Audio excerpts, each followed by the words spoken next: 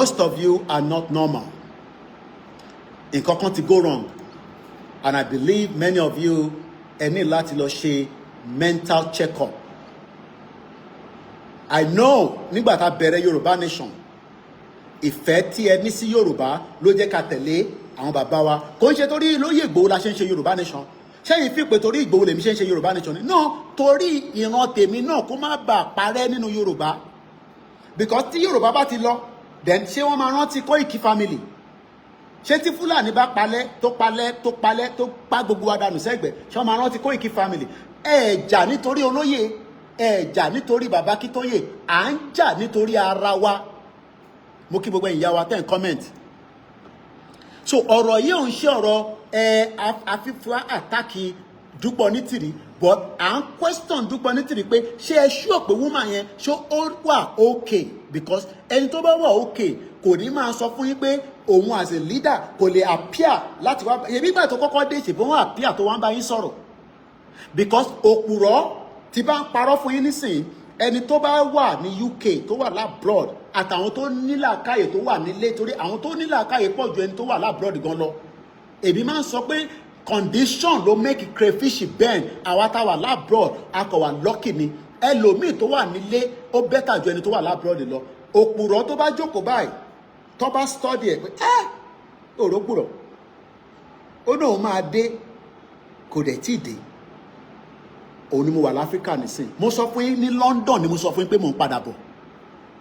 Mo dẹ̀ dúpẹ́ lọ́wọ́ ẹ̀yin tẹja sí lọ́tún Koiki má bínú £50 fi kún owó tíkẹ́ẹ̀tì. But nígbà tí owó tíkẹ́ẹ̀tì yẹn ò pé, mo lọ bá mọ́mísí mi, ó ní more than half ni mọ́mísí mi release fún mi. Mo wà láfíríkà báyìí, mò ń gbádùn ẹ̀, òru mò ń làágùn bòyòyò tí bá ṣe tán, mo ò lómi gbóná látijọ́ tí mo ti dé, mò ń gbádùn ẹ̀. But Dúpẹ́ tó ń ṣe program tẹ́lẹ̀ tá à ń gbé wá tẹ̀yìn rí,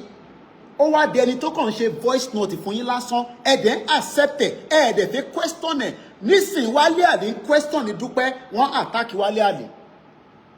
Mo ń gbọ́ program Wálé Àlì lẹ́ǹkankan, tẹ́ bá rí bọ́ ṣe ń gbà sí fún gbàs growth, but Wálé Àlì ò fẹ́ compromise nítorí pé ó mọ̀ dájú pé kò sí ọ̀nà àbáyọ níbẹ̀, torí Wálé Àlì wà educated, ó dẹ̀ wà intelligent, but ó ń try láti prove pé nígbà tí bàbá Kítóyè ò ṣe, because that has always been their argument. Ó yẹ kí bàbá Kítóyè ti declare, but ṣé tíyàn bá declare, ṣé bá ṣe máa declare náà nìyẹn? Ṣé bí ẹ ṣe fẹ́ jẹ́ káwa declare làwọn declare yẹn? Ká declare kí ọmọ Yorùbá fẹ́ gba border kọjá, kí Nigerian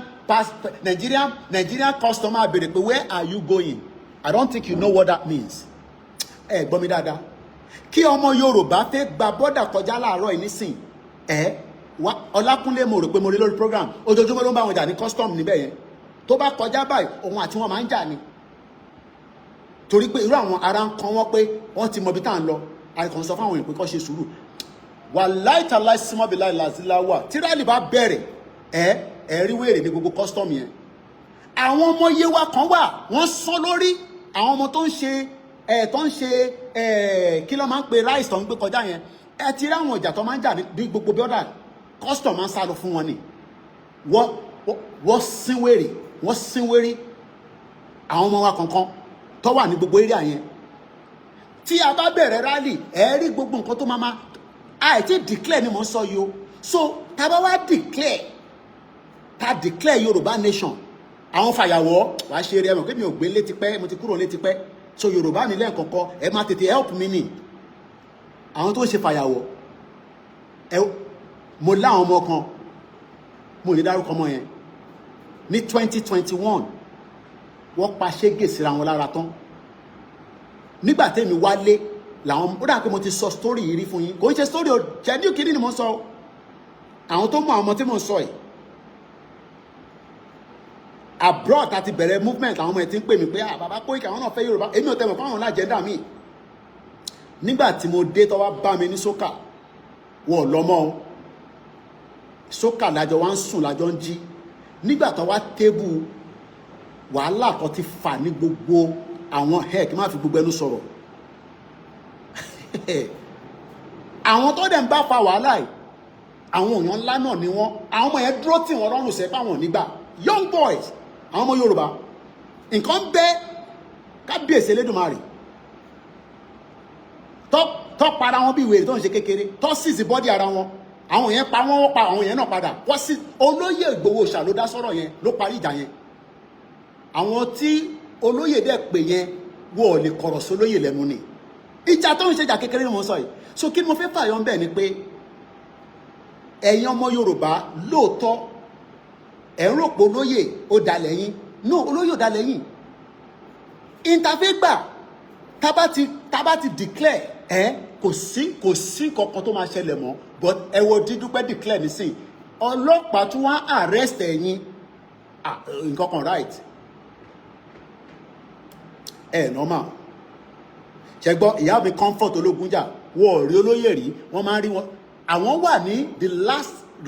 last protest because òun ṣe rally là ń ṣe gbà yẹn along protest pé kán fi olóyè sílẹ̀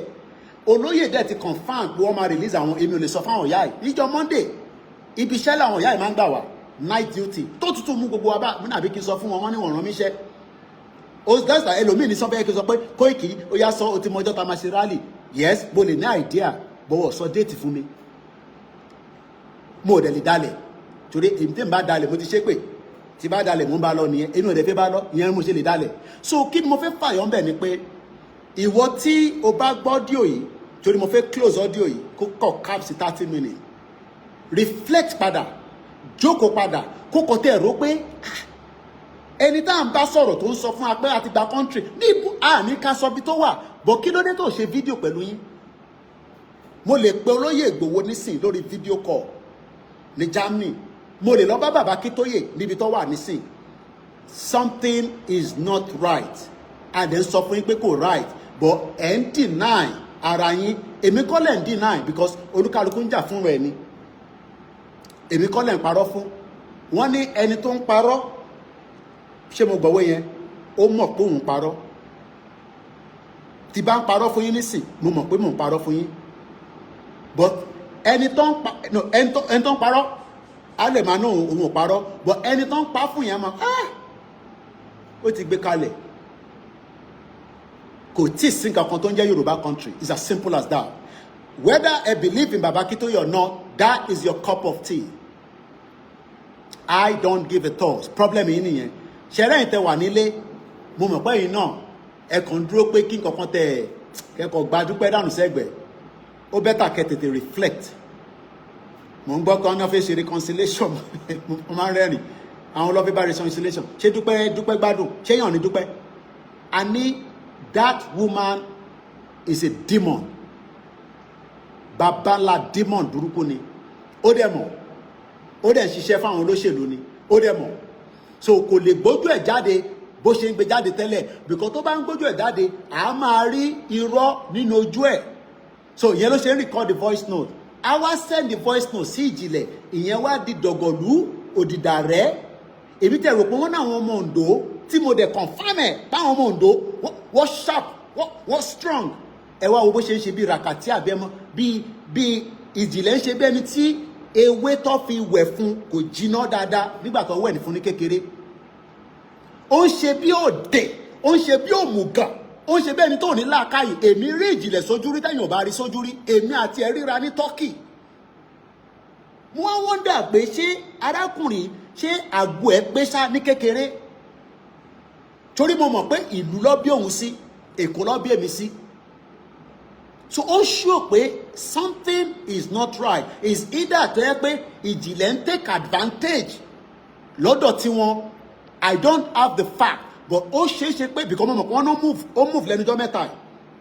ó lè má jẹ́ recently mo dẹ̀ mọ̀ pé àwọn ló ń fund because wọ́n ti ń question pé owó tó náà dá sí wọn lọ́wọ́ níbo ló wà kọ́ wá ṣàkáǹtẹ̀ wọ́n ò lè ṣàkáǹtì àwọn dẹ̀ ń béèrè pé owó tí wọ́n dá sí Ìgbòho lọ́wọ́ bígbà tẹ́ pé wọ́n dáwó sí Ìgbòho lọ́wọ́ so ọmọ Yorùbá ṣẹlẹ̀ àwọn yẹn wọ̀ sí nínú picture ẹ pass message mi fún wọn pé àwa ọmọ ọkọ Yorùbá a máa deliver wọn kúrò lọ́wọ́ Dúpẹ́ Onítìrì níbo ni ìyá Dublin wà ẹ̀rọ ti ìyá Dublin kò mọ Dúpẹ́ Onítìrì rí o inú movement ni o gbogbo tí Dúpẹ́ máa ní àǹtì mi àwọn ìyá Dublin Fúnkẹ́ Bello wọ́n sì wọ́n mi báyìí àwọn èèyàn wà ní London báyìí nísìn wọ́n ò tó bẹ́ẹ̀ káwọn wá sí Nàìjíríà wọ́n ò tó bẹ́ẹ̀ irọ́ pọ̀ jù so mo kẹ́yìn àgbàlagbà tí a jọ ń fi ètò yìí tá a jọ fi ń kọ́ra wa lọ́gbọ́n orúkọ tèmi náà nílẹ̀ nǹkan sí Yorùbá Nation. Ẹ bá pàdé ọ́díò yìí má fi ṣe ìwọ nìkan, kò pọ̀ púpọ̀ 30 minutes ni bá ń ju síta. KOIKIMEDIA bringing the world closer to your doorstep. So òun lè àtútù gbọ́ yẹn ta tó fi kọ́ra wa lẹ́kọ̀ọ́. Mo kí gbogbo ọmọ Yorùbá. A ní ọjọ́ náà ń pẹ́, a tún ní 28 minutes 3 hours náà ni. So ẹ jẹ́ kí n appreciate àwọn tí wọ́n wà lórí ètò pẹ̀lú wa láàárọ̀ yìí. Ẹ má bínú ẹ tẹ́ wà lórí Facebook, àmọ́ tó ṣẹlẹ̀ sí Facebook yẹn ó lọ ó ń bọ̀ bí ilẹ̀kẹ̀dí ni. Ẹ má bínú sí wa. Laptop mi ò píkẹ̀ láàárọ̀ ìmọ̀ ọmọ tó ṣẹlẹ̀ gbogbo. Mo ní láti restart laptop yẹn ó ti hang. Mo kí yàwá Comfort Ológunjà. Wọ́n ní it is what Ijile is eating from the lies. He knows the truth, and I believe so as well. I know Ijile knows the truth, but as usual, no, ibi tí ọba ti ń ṣe lèèyàn ti ń jẹ, there's no doubt about it. But má wàá fi a whole irọ́ pé ẹ ti gba country kó wá gbé yẹn kalẹ̀. Kémi wá máa sọ pé torí a fẹ́ ṣe rally nísìn kí wá máa fi yẹn take advantage. No. Tí mo rẹ̀ mọ̀ pé kò sí rally. Ṣé mọ̀ pé tí kò bá ní sí rally? Irú èmi ò gbọ́dọ̀ tún jáde mọ́ kí wọ́n bá yín sọ̀rọ̀ kẹ́ believe me. Ẹ gbọ́ mi. Tí kò bá ní sí rally, kódà mo ò gbọ́dọ̀ tún jáde wá bá ọmọ Yorùbá sọ̀rọ̀ mọ́ kẹ́ gbọ́ nǹkan tí bá ń sọ. Even though pé mi kọ́ ni leader yín o, torí bàbá Akíntóyè ni leader wa, á jẹ́ pé òpùrọ́ ni bàbá Akíntóyè, òpùrọ́ ni Ìgbòho. Ìgbòho dẹ̀ máa ń sọ nǹkan pé òun ò ní sọ̀rọ̀ kó má mú iṣẹ́. Kábàásíà Ọlọ́run ló dá bẹ́ẹ̀. Àníkẹ́ lọ béèrè lọ́wọ́ bá kí ọ ebe yìí mo bá sanjọ́ àwọn tó mọ̀ ẹni kí Ọbásanjọ́ ròyìn Ìgbòho fún yín ní 2007. Ọbásanjọ́ nìkan ló lè ròyìn. Ọbásanjọ́ tẹ̀ ń rí yẹn bàbá yẹn ẹni he was a president in 2007. Ọbásanjọ́ was a president. Ẹ mọ̀ káwọ̀ orí fíìmù o kò dẹ̀ sí social media bí táìmì yìí nígbà yẹn, but àwọn tó bá mọ story yẹn ẹni kọ́ sọ fún yín pé kí ló ṣẹlẹ̀. Ìgbòho ń ṣe ẹran rírọ̀ àkàn fẹ́ a máa fẹ́ hélẹ̀ bọ̀ kó má tún di púpọ̀ jù kò ń ṣe ẹran rírọ̀. Mo rántí gbà kan ní Ìgbòho kò ní wá sí yẹ Ìgbòho ní ìyá tó bí òun tó bẹ́ẹ̀ tó bá jẹ́ pé wọ́n gbé ọwọ́ kọ́wọ́ nínú bẹ́rí àyẹn ni àwọn náà ní ṣe wọ́n mọ̀ ìyẹn nírú àwọn ọba wa kọ̀ọ̀kan ṣe tètè sọ fún Tinubu pé ó mọ wá sí yẹ o bó kí bàbá mi ọba Olúgbọ́n Ìgbòho ń bọ̀ wá sí yẹ àwa làwa àwọn ẹ̀mọ̀ àwọn ọba ọ̀fẹ́ wàhálà àwọn ọba kan ọ̀fẹ́ wàhálà pé àwọn làwọn pàṣẹ pé kí Ìgbòho wá sí yẹ bọ́ pàṣẹ Ìgbòho máa wá sí yẹ wà láìtàlá ìsinmi bí láìláì lè dá dúró. Mo máa ń rún tí bá sọ fún Ìgbòho nígbà mi pé àwọn ríran á ní yes ó dakọ́ ríran òun fúnra ara àwọn gan ìran Ọlọ́run ló fún wa kò ń ṣèyàn Ọlọ́run ni ṣé ẹ̀yin lẹ lọ bẹ̀ kó wá join movement ṣé àwa la lọ bẹ̀ ṣé àwa la sọ fún kó tó dìde tó lọ bá Fúlàní pé ẹ̀ ń pa wá ó dìde tán nísìn a mà ti lé kúrò nílùú a ti lé Ìgbòho kúrò nílùú láti ọdún mẹ́ta. Ẹ wo jàǹbá tó ń ṣẹlẹ̀ nílẹ̀ Yorùbá lẹ́nìí ṣé ìyẹn gan tó kí gbogbo wa ronú pé ẹni tọ́lọ́run fi ránṣẹ́ sí wa lélẹ̀ kò ń ṣe pé Ìgbòho nìkan àwọn èèyàn pọ̀. Abdullahi mo ní máa send owó data sí ẹ máa send ẹsẹ̀ lẹ́nu má bínú Ọlọ́run fi kẹ́ wa ni kò dẹ̀ wá ní Ìgbòho ní sọ̀rọ̀ kó má fi Ọlọ́run síwájú. Ó ka Bible ju kí ló dálẹ̀ lọ Bible Yorùbá Ọlọ́run fi fún wa ni. So irú èèyàn bẹ́ẹ̀ a gbọ́dọ̀ máa sọ pé nǹkan báyìí ṣe ká má tètè máa wọ́n dà nígbà mi pé ṣé èèyàn lárákùnrin ṣá wọ èèyàn nítorí ajá ẹ máa ti bá mi àjọ máa ṣe fàájì gan ìjọta jọ bọ́ọ̀ nínú ilé mi ẹ ṣáà ti rí fídíò yẹn ẹ bó lè ṣe pariwo èmi ọmọ ṣe mọ̀ pé nígbà táwọn kọ́ bẹ̀rẹ̀ bọ́ọ̀lù yẹn mo mẹ́ tó jẹ́ Man U mo mẹ́ tó jẹ́ talọ́tẹ̀ bá play níjọ́ yẹn ọ̀rọ̀ burúkú tó ń tẹ̀rín mo ṣáà rí pé wọ́n ti ń gbá bọ́ọ̀lù yẹn lọ mo mẹ́ tó wọ red mo mẹ́ tó wọ white so mo mọ who is who mo ṣáà ń fọgbọ́n gbé mo ṣáà ń wo lóye mo ń fọgbọ́n gbé so mo wá rí pé àwọn tó fẹ́ score yẹn lè máa ní ó yá gba síbẹ̀ mo ṣáà rí pé olóye wò mí pé coordinator ta lẹ́yìn support níbi mo ní Man U náà ni ẹ wọ́n ní bọ̀dà àwọn tó fẹ́ gbá bọ̀ wọlé yẹn kò ń ṣe Man U wọ́n lẹ̀ ti gbá bọ́ọ̀lù yẹn bí almost 30 something minutes no kò ń ṣe Lyon lọ́ba play o home game ni Premier League ni it was a Sunday super sport tí mo láti sáré ra 1 day pass ta fi wo bọ́ọ̀lù yẹn níjọ́ yẹn olóyè ti mọ̀ pé mo mọ̀ nípa bọ́ọ̀lù rárá ṣe ló kàn wò mí báyìí pé kọ̀dídétọ̀ ẹ̀ mọ̀ kọ́kọ́ nípa bọ́ọ̀lù mo ní bọ́ọ̀lù kẹ̀ èmi máa ń sọ nígbà tẹ́mi mo kíyà mi ilé ajá yìí máa ń sọ fún ìyàwó mi pé n tó máa mú mi lọ mo ti ṣiṣẹ́ nínú stadium mi as a waiter àwọn tó máa ń serve oúnjẹ mo dẹ̀ ti ṣiṣẹ́ as a butler àwọn tó máa ń serve ọtí so mo ní àfi tó bá fún mi lówó tọ́dẹ̀ employ mi síbi tí ó wà òkè kí ni kọ́ mi pẹ̀lú football bọ́ọ̀lù kọ́ bọ́ọ̀lù ni ẹ̀rí lálẹ́ àná àwọn kan pariwo nígbà tó ń wo bọ́ọ̀lù so anyway ẹ̀yin èèyàn wa ó dúpẹ́ lọ́wọ́ gbogbo yìí so àníṣe lásán a máa délẹ̀ lérí lágbọ́rọ̀ Ọlọ́run so bó ṣe lọ láàárọ̀ yìí nìyẹn ẹ jẹ́ ká end the broadcast yẹn kí n lọ ṣanra sára so màá pé ẹni tó yẹ ká pè ẹni tí ó bá sì fi ràn wá lọ́wọ́ àti ra 100 walkie talkie owó 20 tuntun wà lọ́wọ́ mi sílẹ̀ nínú owó yẹn náà ẹ rántí pé brother mi tí ó pè lánàá mo send 50,000 sí láàárọ̀ yìí pé kọ́kọ́ 100,000 ni mo ní ká bá rí but ààrẹ 100,000 mo kọ̀ wọ́pọ̀ dá change díẹ̀ wà lẹ̀ èmi náà ní màá fún 20 so mo ti send 50,000 sí kò ń ṣe gbogbo yín la lè fún lówó I wish I have that kind of money to help everybody I don't ìyẹn la ṣe ní ká tètè gba country kí government wa lè look after gbogbo wa kí pressure lè dínkù díẹ̀ and I hope that is going to be the solution mo kí gbogbo àwọn medias wa tó ń ṣiṣẹ́ takuntakun both the Yoruba world media the independent media gbogbo àná la ní right tá fi ń ṣe Yorùbá nation mo kí Awúṣẹ́ Afọ̀gbóhùn ẹ ṣé gan ni Awúṣẹ́ Afọ̀gbóhùn so mo kí àwọn Modúpẹ́ Bello mo kí ẹ̀yin Amẹ́ríkà ẹni tó bá sì fẹ́ sọ pé Koiki ẹ̀yin náà lẹ́ni Koiki ká sì máa rà sí Bíọ́dún George mo kí brother mi so 20 tara ní tafẹ́rà ní sí àìtíra yẹn mo ti ní tó bá dọ̀la because ó dà pé wọ́n náà ń ṣe environmental lẹ́nìí then because mo fẹ́ kọ́ send the other one yẹn wọ́n ti gbé already ó ti wà en route àwọn tó bá ń dọ̀ deliver fún behalf of Baba Akintoye àti Igboho wá ṣe fídíò kọ́ ṣe small presentation ẹ̀ but ìta bá wá ń rà sí a máa hand over náà ni má pè mí pé o need walkie talkie kò ń ṣe toy gbogbo èèyàn ló máa sọ pé àwọn need walkie talkie but wọ́n ná àwọn kan tí wọ́n need ẹ̀ tó ń pè wọ́n ní stewards tíyàn bá ń ṣe rally I need àwọn stewards tó máa wà lẹ́gbẹ̀ẹ́ tó máa wà lọ́sì because a fẹ́ jẹ́ kó wà rowdy a kì í ṣe àwọn oṣù oníjàgídíjàgan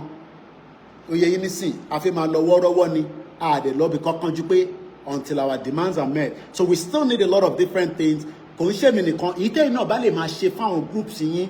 ẹ bá wọn ṣe gbogbo ẹ̀kọ́ lèmi lè ṣe to understand I can only do the little for my own end we are talking about a big ilẹ̀ Yorùbá ń ṣe kékeré o gbogbo tí mo ṣe múra yẹn kò tó community kan kò tó local government kan so ẹ tó bá lè help àwọn èèyàn wa ẹ bá wọn wo kílẹ̀ fi lè assist wọn mọ́ àwọn diaspora kọ̀ọ̀kan fi dúró pé kí action bẹ̀rẹ̀ kọ́ wá wo ibi tó máa fi support sí contingency plan gbọ́dọ̀ wà strategy wa gbọ́dọ̀ máa lọ gbogbo wa Ọlọ́run wà pẹ̀lú wa nígbà tá a bá jáde kò sí ìbẹ̀rù fún ọmọ Ọlọ́run Angel Gabriel Angel Michael wọ́n wà pẹ̀lú wa lágbára àwọn tó nílẹ̀ Yorùbá wọ́n ní fi wá sílẹ̀ Allen Condy kò like Britain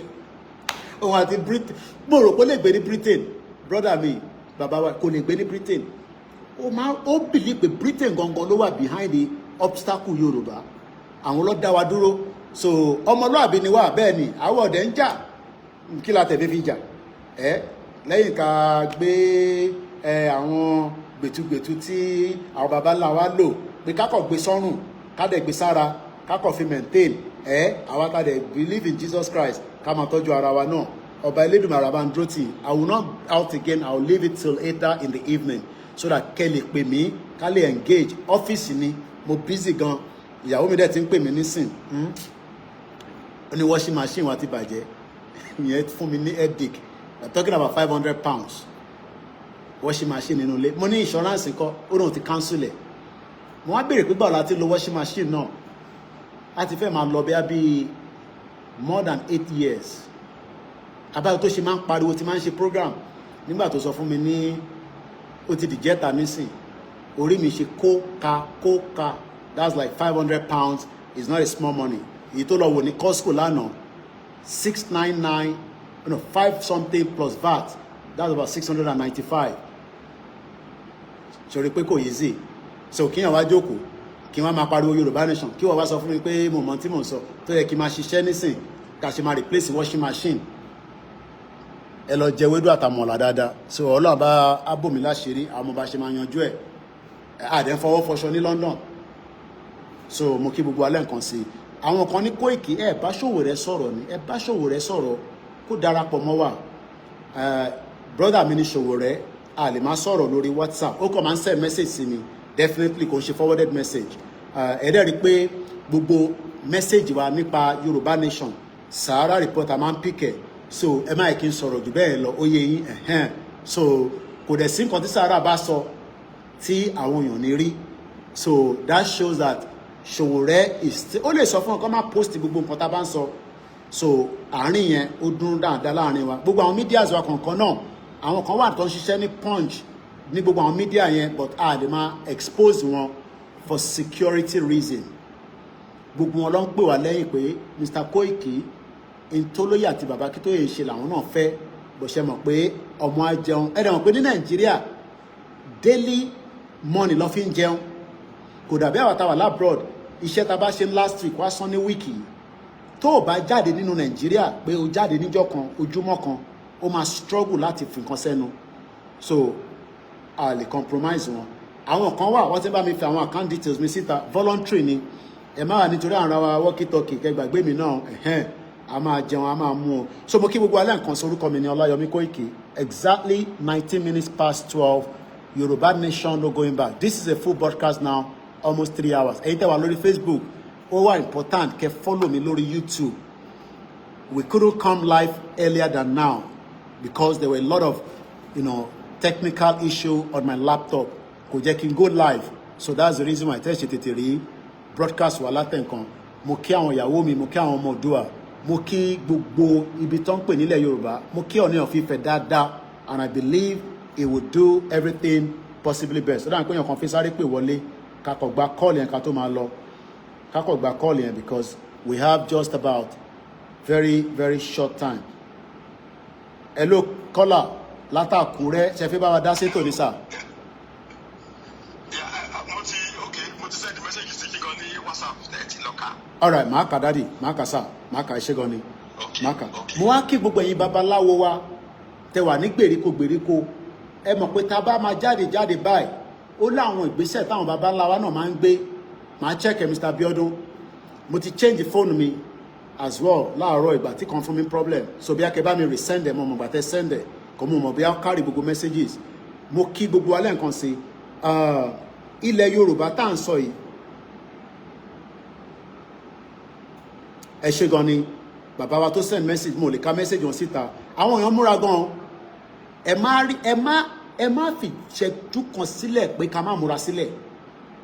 a ní jà but ẹ jẹ́ ká múra bẹ́ẹ̀ ni tó ń lọ jà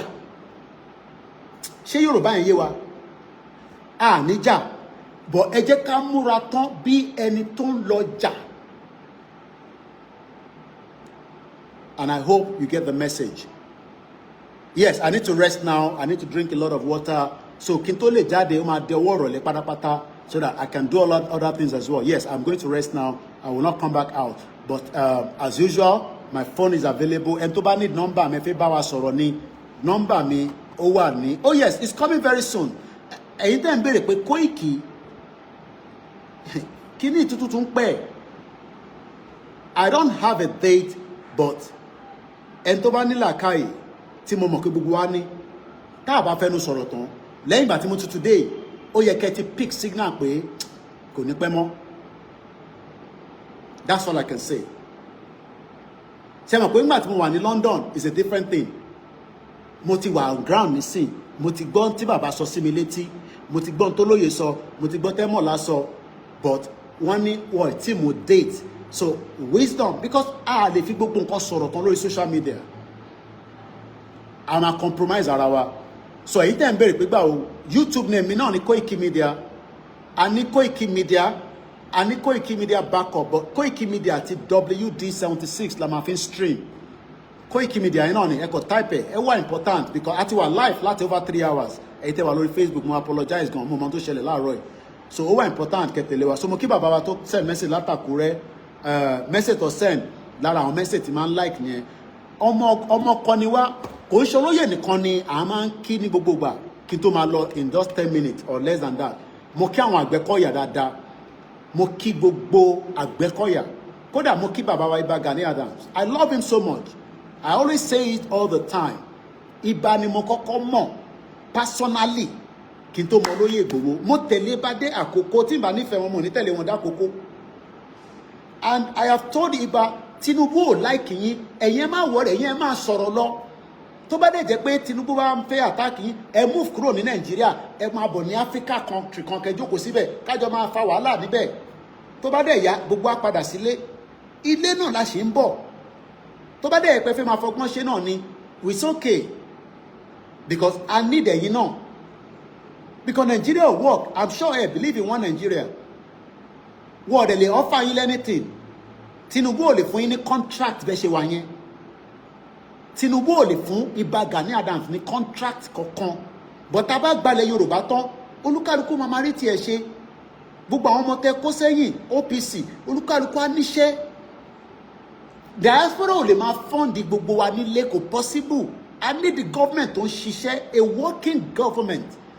in tí wọ́n ń pè nílùú nìyẹn a working government but right now a lè rí working government so this is a message again to Ìbà Gani Adams mo wá kí gbogbo ẹ̀yin tí ẹ jẹ́ akọni ọmọ Yorùbá ẹ má jẹ́ kí ojú ti ilẹ̀ Yorùbá o kò ń ṣe olóyè Ìgbòho a máa wo tó lóye máa ṣe mo mọ̀ pé àwọn kan ti ronú bẹ́ẹ̀ ẹ má bínú a máa mọ tó lóye máa ṣe ní tó lóye fẹ́ ṣàfẹ́wò ẹ má ẹ̀ka ṣe yẹn ẹ má ẹ̀ka wo tó lóye máa ṣe ẹ jẹ́ ká sowọ́pọ̀ pẹ̀lú olóyè ni ẹ jẹ́ ká sowọ́pọ̀ pẹ̀lú bàbá Akíntóyè gbogbo àwọn brọ́dà mi Ségò ìná MC Olúọmọ ẹ jẹ́ tẹ́ bá máa jẹ ní kódà èmi gbàdúrà pé kẹ́ tètè jẹ dáadáa àwọn ọmọ ọlá náà ti jẹ owó gidi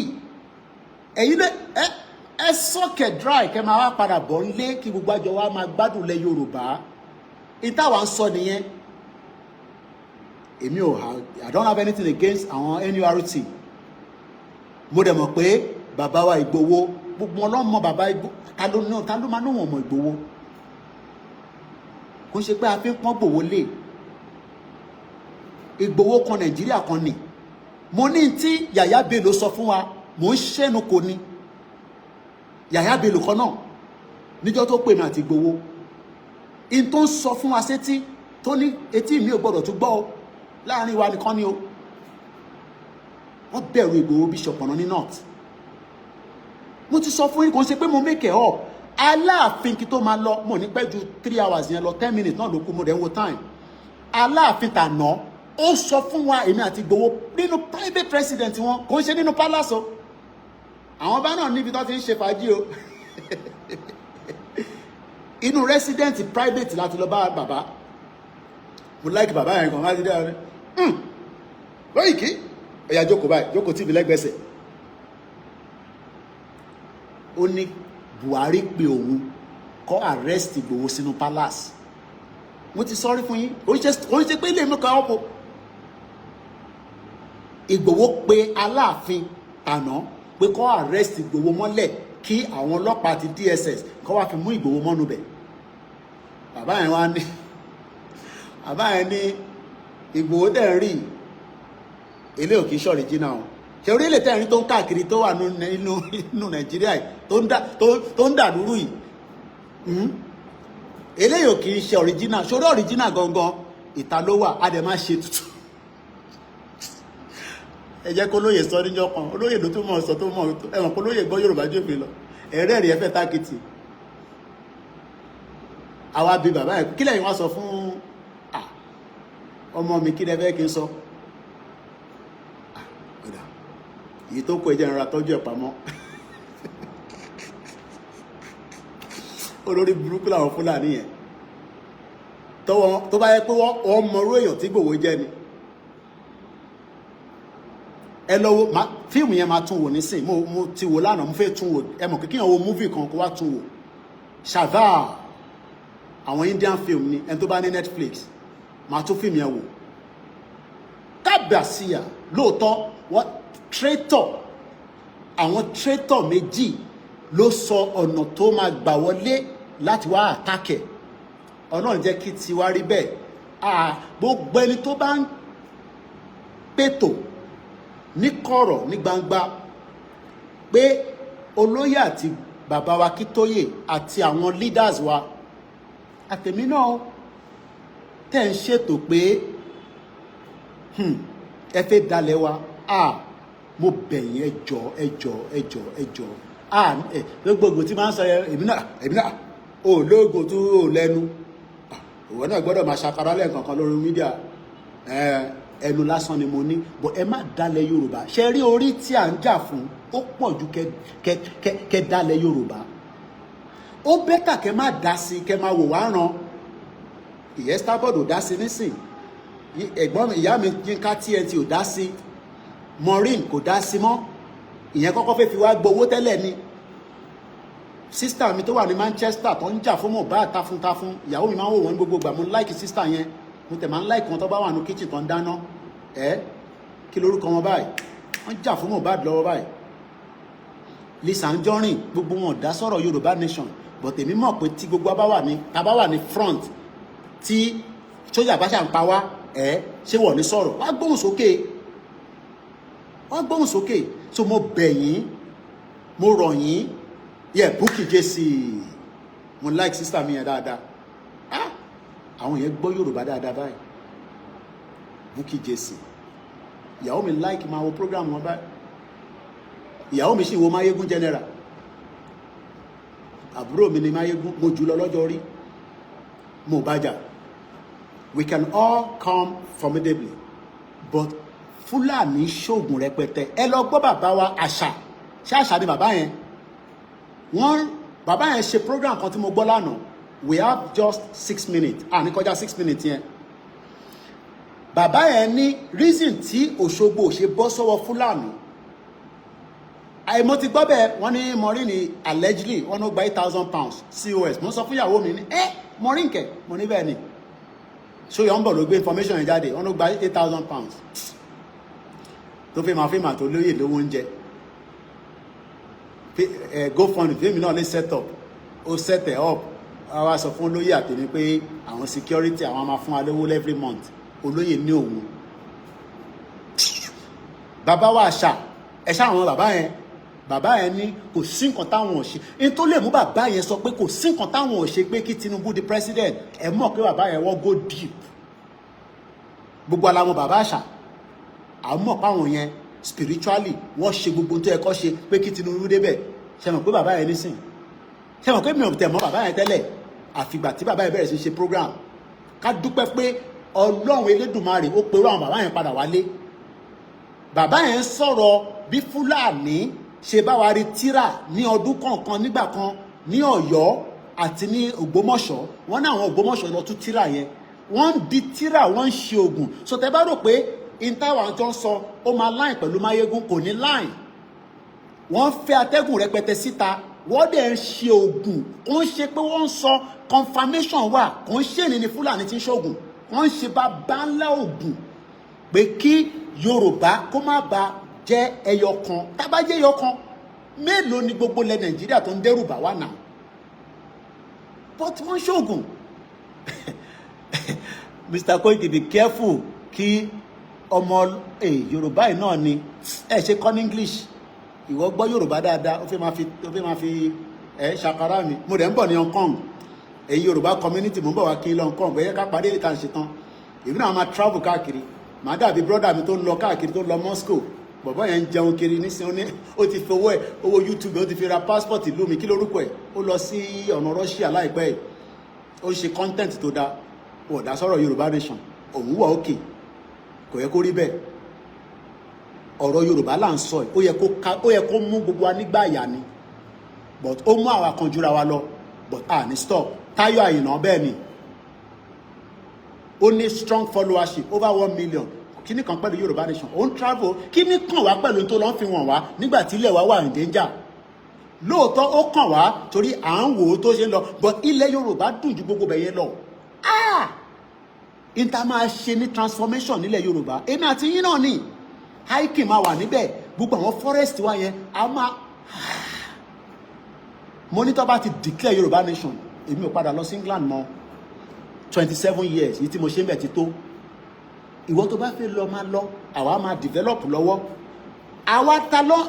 a ní 3 more minutes àwa Yorùbá Igbo mo bá ọmọ Igbo kan sọ̀rọ̀ Japan ló wà ó gbọ́ Yorùbá dáadáa báyìí sọ ọ́díò mi kan tí mo send ó dọ́dọ̀ ẹ̀ ó wá reply mo wá pè lẹ́sẹ̀kẹsẹ̀ time difference dẹ̀ wà lánàá ni mo sọ yìí ó ní Igboho don tell them they no listen we don tell them they no listen Nigeria no go work ó ní Haúsá mélòó láwàárí níta tó ń faṣẹ́ ó níbi iṣẹ́ lòun wà nísìn tóun bá mi sọ̀rọ̀ ní Japan ó ṣeré níbi àwa la ló ń develop àwọn ìlú yẹn in all the field so development yẹn náà la fẹ́ gbé wá sílẹ̀ Yorùbá àjọ máa ṣiṣẹ́ yìí ni mo kíyà tó bí mi lọ́mọ ìyá mi dáadáa wọ́n ti ní kí má ṣe pé mọ́ sọ fún ẹ pé má ṣe pé ẹ bá ṣàdúrà gbọ́dọ̀ má ṣe pé mo dẹ̀ ṣe pé mo ti restrict pè mí báyìí bomb bastard àbí so mo kí gbogbo èèyàn wa so ẹ jẹ́ ká dé mọ́ bẹ́ẹ̀ Nnamdi Kanu said a lot like Nnamdi Kanu because ó ń sọ òtítọ́ fún àwa Yorùbá ó jí wa Nnamdi Kanu was a supporter of Nigeria before ó protest níwájú Nigerian embassy àwa náà ti support Nigeria rí but kò ń ṣe pa wà into politics but I support pé kí Nigeria wà okay but right now the Yoruba rally is coming and on that note ẹ support wa ẹ ràn wá lọ́wọ́ internet yìí nísìn àyà mi ń ṣe kì kò dẹ̀ sówó l'account 400,000 ni mo ti ná lórí internet lẹ́nu tí mo dé yìí mo jẹ́kẹ̀ lánàá ní sọ́nsọ́ pé ó ti lọ́lẹ̀ díẹ̀ àmọ́ tó ṣẹlẹ̀ so ẹ jọ̀ọ́ ẹ ràn wá lọ́wọ́ Ọlọ́run ràn yín lọ́wọ́ a máa fún yín ní update ẹ̀yin tẹ́ bá send owó pé ká fi ra walkie talkie ẹ bá mi máa sọ pé fún walkie talkie ni o kí má lọ náwó yín o àti ní another extra 20 tí mo ní wọ́n máa lọ rà lọ́la mo wá wò pé bí a kára 10 kára megaphone or however but owó walkie talkie mẹ́wàá 20 wà lọ́wọ́ mi bí ṣe bá ń sọ̀rọ̀ mo kí Bishop Adesina mo kí gbogbo ọmọ Yorùbá nílé lóko mo kí gbogbo àwọn YSDM àti gbogbo ìlànà ẹ má fọmọ yín sílẹ̀ sí Áfíríkà o ẹ má yẹ kó jẹ́ kí mọ̀mísí mi ni màmá gbowó lọ́wọ́ ẹ̀ all the time o ẹ ràn mí lọ́wọ́ o Ọlọ́run ràn gbogbo wa lọ́wọ́ èmi ni last man standing yín a tún máa pàdé ní alẹ́ bí a ka jẹ́ bí a tó bá ti dọwọ́ 8 àwọn èèyàn ti darí wọlé àwọn èèyàn ti sinmi àwọn ọmọdé ń padà lọ sí school ní next week àwọn ọmọ Oòduà àlàáfíà ló wà àwọn ìyàwó àlàáfíà ló wà mọ̀lẹ́bí àlàáfíà ló wà Yoruba nation no going back. My name is Olayomi Koiki. KOIKIMEDIA, bringing the world closer to your doorstep. Bye for now.